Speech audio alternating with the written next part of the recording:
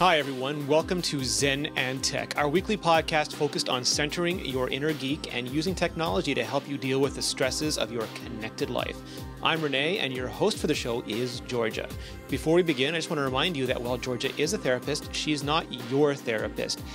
Everything said or implied in this episode is for informational and entertainment purposes only and shouldn't be taken in any way as a replacement for personal, professional care.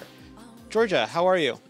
I'm doing well. How are you doing? Very well, thank you. But I need a ZEN and TECH. It's been a crazy week full of gadget news and nonsense, and I just need to de-stress a little bit. I was missing ZEN and TECH as well, so I'm happy that we're back. Yeah, we've actually switched to a bi-weekly schedule every second week just because we're having trouble fitting it in every week. So we want to make sure we do better shows, not more shows. Exactly. And today will be a really, really important show. Will it? Yes, today, I can't believe that we didn't already do this. I actually had to look through the show notes to make sure that we hadn't done this yet. But this show will be dealing with anxiety and panic attacks. So let me ask the dumb question first. What is the difference between stress and anxiety? They're really, they're used interchangeably, Okay. Truly. Anxiety can be, in some ways, a good thing. Being stressed is usually not the manner in which we talk about as a good thing. So that would be the only difference that I could say, but I use them interchangeably all the time. Okay, so anxiety doesn't have any more negative implications or is not any worse for you than just generalized stress? No. Okay. No, not in its definitive, thesaurus-like form, no.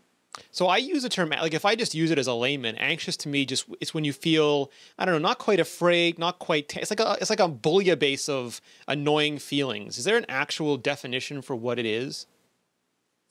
Well, let's kind of break down what the many forms of anxiety that you can have first. Please do. And what is anxiety, period, so that we can break it up and then deal with it. Anxiety, in the end, is your body's defense system becoming on heightened alert, more linked to type A personalities, which is people that care, more perfectionistic, goal-oriented, the movers and shakers of our society. So when I see people in my practice, usually they are people that are doing exceptionally well in their lives, care about doing well, and try to put out the best that they can, a little bit more critical with themselves, hard on themselves, don't like failing. So that's, what anxiety is. Anxiety is your fight or flight. Which is probably people in our industry, right? Because people in technology and programming, in all this kind of stuff, usually have that kind of personality. Yes. In the end, there's a lot of us out there. And even people that are mildly type B, so I'm kind of a type AB. I've weeded out some of my type A-ness. Are more prone to this. If you care about things, if you are achievement-oriented, if you're perfectionistic, if you are controlling, believe that you do things well and hold things to a high standard, you're kind of prone to anxiety. Okay, so do you need to identify this beforehand? Like, is when you're dealing with anxiety, is the first step sort of admitting it, as cliched as that sounds? Yes. The first thing is you need to realize it. It's going to come out in a lot of different ways. So there is the basic anxiety, so your fight or flight feeling. So if you see, say, a bear and or tiger, you feel this feeling of either running or, fleeing, freezing, or fighting. That's the basic level of anxiety, which is actually healthy. A little bit of anxiety on the short term is really good for us. Well, that stopped us from getting eaten by animals originally, right? It kept us alive, and it keeps our system active. So having, all of that adrenaline in your system is actually good for you. And they found that primates without any anxiety at all die off at an earlier age. But long-term anxiety, so now if you're nervous about, say, having a presentation to make and it's 3 weeks away and you're nervous the entire time, that's like running a car on engine hot for the entire time, and that burns you out. And that would be considered a bad anxiety. And then if we take this to a really heightened form, you could go all the way from, say, an anxiety attack, which means that your body is revved up as if there is, say, a tiger or bear near you, but there isn't any. Or even worse, you can have a panic attack, which I've experienced once. It's exceptionally intense, and you actually think you're dying. So I've only And seen those on The Sopranos, you know, and Tony Soprano collapses in his car and the horn goes off. What does it actually mean? yes, and which does a disservice because in an actual panic attack, because your blood pressure is increased, you can't actually faint. Okay. You're not going to faint. You might feel dizzy. Usually people go to the hospital thinking that they're dying. I actually did think I was dying, and then I said to myself, but I'm a therapist. I would know if I'm having a panic attack. So it has to be real. So it has to be. I am dying. Yeah. But you think that you're dying. Men will often feel tightness of chest, feel like they can't breathe, they have to get out, feel this impending doom. Well, I think it's a heart attack, right? For men, isn't it common that they'll go to the hospital Yes. thinking they're having a heart attack? Yes, because you'll have chest pain. You could have numbness, tingling. Some people freeze. They actually can't move their limbs. They feel a distortion within time and space, dizziness, sometimes blurred vision. It's quite a real impending fear. I actually saw I saw almost there's only one way to say it. And, I apologize for those that are not religious, but I kind of felt my soul leaving my body. It was a very weird feeling. It's like disassociative. Yes. Is it a gradual thing, or is it like a quick switch of state? Quick. Okay. A panic attack is quick. And usually there's the fear base that kind of feeds into a panic attack. And that's the part of saying, oh my God, there's something really wrong with me. And that will help you keep that panic attack and that fear alive. Fear is one of the main parts of a panic attack. And after a while, if you've had more than one, you actually usually become afraid of the symptoms of a panic attack.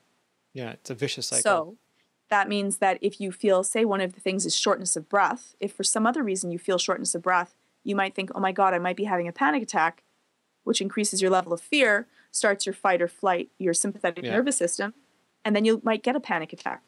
So that's pretty bad. So that's the extreme level of anxiety. But some people, people like us often live with maybe a heightened level of anxiety for long periods of time. That sounds like it's just as disturbing. It is not as acute. The one good thing about a panic attack is odds are people will get help. And that's the thing, because it is so intense and so unpleasant. People will get help for whatever the reasons or causes for their panic attack, and we can kind of go through that and make them better. But with base level of anxiety, if you live a stressed life where you are actually, your body's starting to feel it, often people don't get help because we think that we're again, type A personalities are inclined to being very, go-getters. We're tough, we're invulnerable, we mask things. Even people with social anxiety, you would never know because they act like they're the life of the party and they're calm and they're cool. We're like macho. We can handle this, right? Other people have stress. We can just handle it. We're just doers. We can handle everything. Yeah. We're always the people that people go to, and because of that, there's more of a chance that we'll put too much on our plate, and we'll have more stress. So the exact reason why everyone comes to us is the exact reason why we will have a greater chance of having a lot of anxiety or stress, and it feeds on itself. So even if you're not having panic attacks, just if you're living with an unhealthy level of anxiety, is something that you should take care of. It is exceptionally important. Stress is one of the main causes to everything. When we are stressed, when we're in that fight or flight mode, even if it's mildly,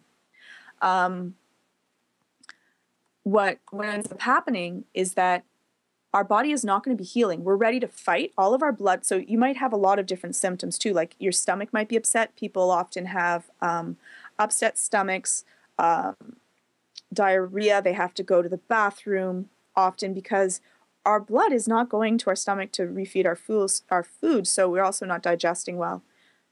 And because of that, because we're not healing during this period of time, because our body's like, well, I'm not going to heal now. I'm going to wait till the tiger's done and then we'll do the healing. You're just ready to fight. And you're not healing, your skin is worse, your cells are not regenerating the way that they should be, and you're damaging yourself. And because of that, you're not going through cellular repair, and that's why it increases the chances of a whole bunch of really horrific diseases. So it's just, there's vicious cycles within vicious cycles within vicious cycles there. Yes, exactly. And it's a horrible thing to go through because the exact people that are prone to anxiety are the exact people with personality types that would not, again, that's why panic attacks are good because you'll get help. These are people that will take on way too much are all the CEOs, CFOs, doctors, lawyers, business owners. They run their house like, some sort of like immaculate place, like the people that really care about doing a good job of things. High So performers. think that they have a problem and that they can't fix it is like the exact opposite of their personality type. So getting the help is the first hurdle. Yes. So are there ways to identify it? I mean, you mentioned a lot of the symptoms, but are those things that you'll see, or is there is there a way for you just to stop and start taking an inventory? Right. Well, the first thing to know is to admit and track how you are feeling. And it is something that you can help and you can manage. And there's a whole bunch of ways that you can manage this. And we'll probably, go through this again because there's a lot of different things depending on the level of distress that you are at. And we'll talk about the techniques that I use to help people with this. If it is just, say, base level of anxiety, and there's many different types of anxiety as well. So I deal with social anxiety, health anxiety, OCD, stress-like things, many different things. But are phobias in there too? And phobias, definitely. If you're avoiding anything, then you should know that that's probably the first sign that this is way past where you are able to manage. If you're not doing something, if you're not going to see someone, Procrastination. If you're not procrastinating, that there's something wrong. You either have too much on your plate or you're developing something that may become an anxiety, and from an anxiety you might be a phobia. And anxiety is the one thing that does not get better with time. You can be completely severely depressed and it just goes away. Anxiety, because there's a reward to avoiding it. So you don't like something, you avoid it, and then you feel relief, which increases that feeling of not wanting to do it because you don't like that feeling and you want to avoid it because it increases your stress, and then you avoid it and then you feel less stress. So there's more chance that you will kind of do it. But your will gets smaller every time and more things stress you every time. Your bubble gets really, really small with anxiety, and it is a sad and horrible place to live because it increases the chances of depression because you are pulling out from your world. You're making your bubble really, really small. All right. So once you've identified it, once you've realized there's a problem, what can you do about it? The first thing that I do, so I'm going to talk about just base level of anxiety, and then I'll talk a little bit more about panic attacks, which are a little bit different. And the first thing to know is that they're completely normal. Anxiety and panic attacks, it's just our body's protection system. It's like us saying we have to stay on red alert. And it keeps us alive. And because of that, it's not that you're going crazy, even if you, worry of that and, that you're having a heart attack or that you might be sick or there might be something wrong with me.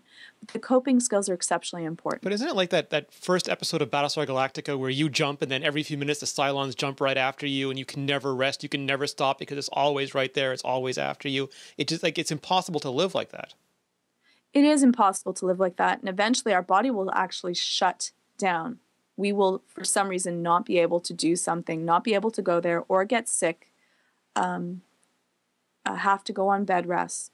You can actually see the cracking, and it's very scary and frightening to the person that's there because you're like people with that are prone to anxiety like to control the things that are around them, and their body suddenly says, "Oh, you think you can control everything? I'm done. I'm done." Salk asked, "Do panic attacks work against survival?" Again, in the short run, a panic attack will keep you alive. Like a panic attack is usually if you see, say, a tiger or bear, you're going to do something about it. You're going to either fight, you're going to run, or you'll freeze. Freeze is rare for us, but other animals do freeze, and I've seen that in some people. So in that way, it works. But then our society is now made to, like, people can find us everywhere, deal with things in any way, and it's not productive for us. So, no, it's not okay. And there is no end. Like a panic attack, because we don't actually see the lion, tiger, or bear, oh my. We have no end to it. So we have to help it go on its way. The good thing to know about a panic attack is that fear feeds it. And once you know that it's not something actually dangerous for your system, you're not going to die from it, you're not going to have a heart attack, you're not going to faint, is that no matter what, in about 15 minutes, the actual adrenaline is eaten up as our parasympathetic nervous system works in. And because of that, It'll go away. Sometimes there's some aftershocks, and it's not a pleasant experience, so we're kind of shaken up from that, but it will go away. And Brad says fear is the mind killer, which it absolutely is. If you are not scared of the panic attack, you know it's going to end. You're on a roller coaster ride for this time. It's just your system's, red alert being set off, which we'd have to go through 100,000 reasons as to why, but it's a basic fear that for some reason is set off by a certain situation or thinking about it. And you can say, okay, I'll be all right. So how do you deal with this? How do you deal with this, Georgia? Well, the first thing that I do is make sure that we go back through the basics of what our Zen and TECs are for, which is funny that I never spoke about anxiety per se. Well, you've dealt with a little bit in every episode. Dealt with pieces in all of them, but I didn't deal with it as an actual podcast, and that's what all of these are about. It's about living calm, balanced lives. Yes. So go through the episodes on eating, exercising, and sleep. That's our first episodes, our foundation episodes, right? The breathing one, the eating one, the sleeping one, the exercising one. Yes. And those are what you need to start to do. The next is that you need to, and I don't know if we've dealt with this, is stop putting too much on your plate. Stop caretaking, which I don't think that we did an episode on caretaking. We did decluttering. Yeah, not enough, actually. You need to be good to yourself. You are not a machine. You need to listen to your own body and be a better friend to yourself. So if you would say, I'm tired, but I'm not going to rest, I'm going to go, probably not doing what you need to do to make yourself whole and care for yourself. So you always have to think, what would I say to a friend that said this? If you're feeling down and you don't want to do something, say no to it. Take care of who you are. And we did an episode on putting yourself first. I forget the number, but I'll put all these references in the show notes so you can find them. Yes, and it's really important. Then work on your breathing.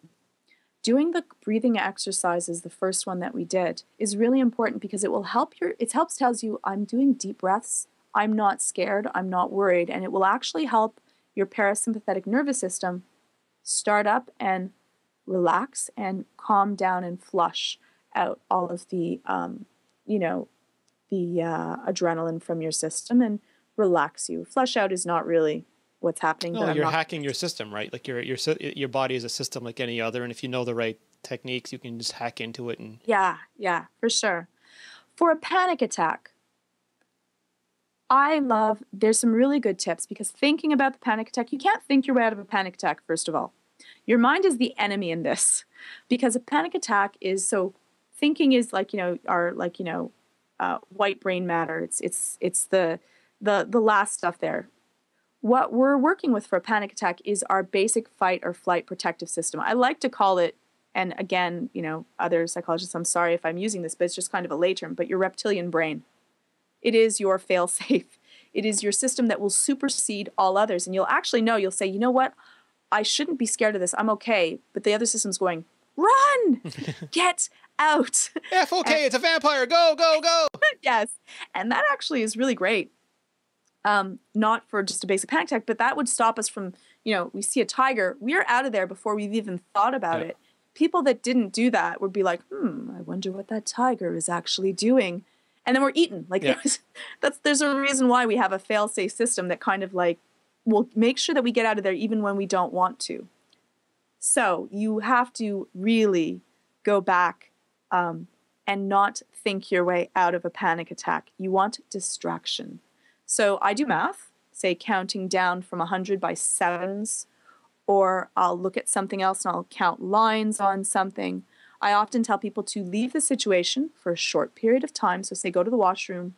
If you have a social anxiety, run your hands underwater, cool yourself down, do your breathing. If you're really high in the anxiety, do exercise. So I jump, jumping jacks, push-ups, whatever you want. You said that exercise actually burns anxiety, right?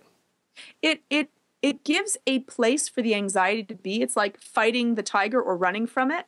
And then after, your system's like, okay, I survived. And it gives a place for our cognitive part to say, well, the reason that I feel this is because I am exercising. And then it helps, it's flushing your blood through your system because you're cycling through it a little bit faster as well. So it works out well in a lot of different ways. Now, are there? I'm sure there are. There's a lot of ways that we can use technology around us. I mean, technology does add to our stress. It means people can contact us more. We can get more stuff to be anxious about. But we can turn that on its head, right? And we can use technology as a way to help us deal with these situations. Right, right. I have one actually that I wanted to show off, and this is the eye health. And if you have a lot of anxiety, you would assume you might also have high blood pressure. You're going to be more prone to it.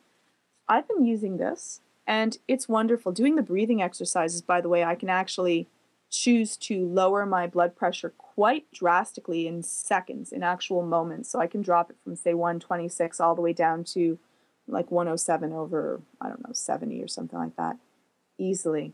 And it's a nice way to monitor what your health is like, especially if you're prone to anxiety. This might be enough for you to say, I have to take a little better care of myself. And it tracks it all. You put it in your iPhone, it tracks it all for you. You don't have to worry, and you can take a look for that. So that's one nice way that technology can make anxiety better. It's a little cuff, great for your parents as well because it's easy to use.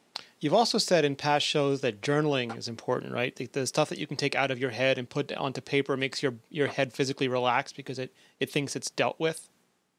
It gives it a place to exist, and it doesn't. If you have a lot of cycling negative thoughts, you're saying, listen, I hear you, you're being really hard on me, but I hear you, and I'm going to put you in this book. I'll deal with it. I'll look at it, and I won't forget.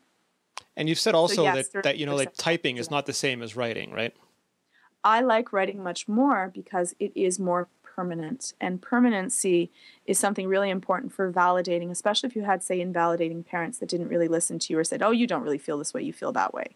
Now, this may not be any more permanent, but there are a lot of tools out there now that you can actually write with your devices. So I have an iPad here, but you can have your Galaxy Note or whatever device you want, and you can actually handwrite. And I don't know if you'll see this, but you can actually do any sort of writing with a stylus on your tablet that you could do with a pen on paper.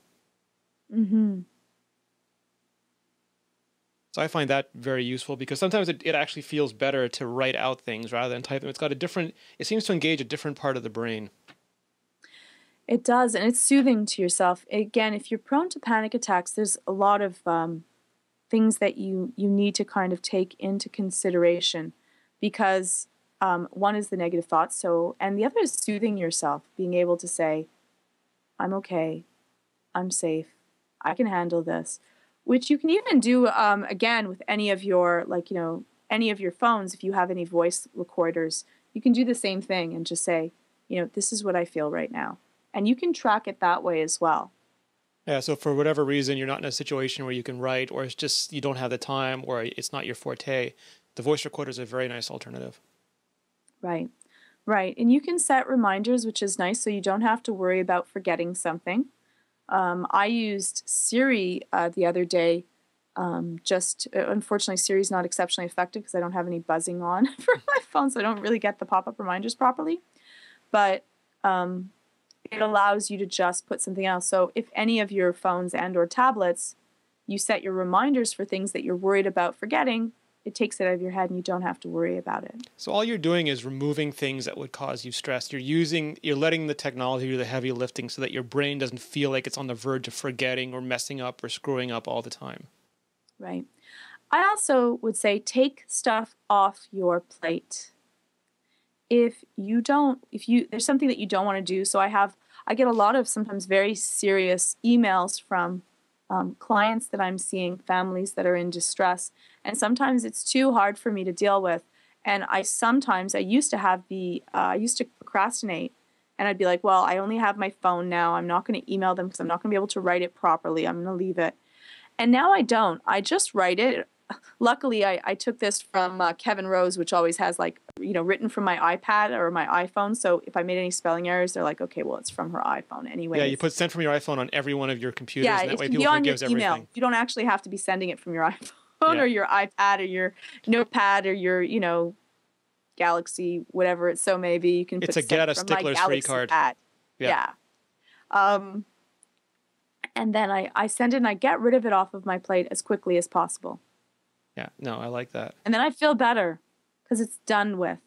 You don't have to worry because it's finished. So when do you know when you're doing better? Will your, like, if you do your breathing, if you start doing these things, will your baseline anxiety actually reduce? It so might.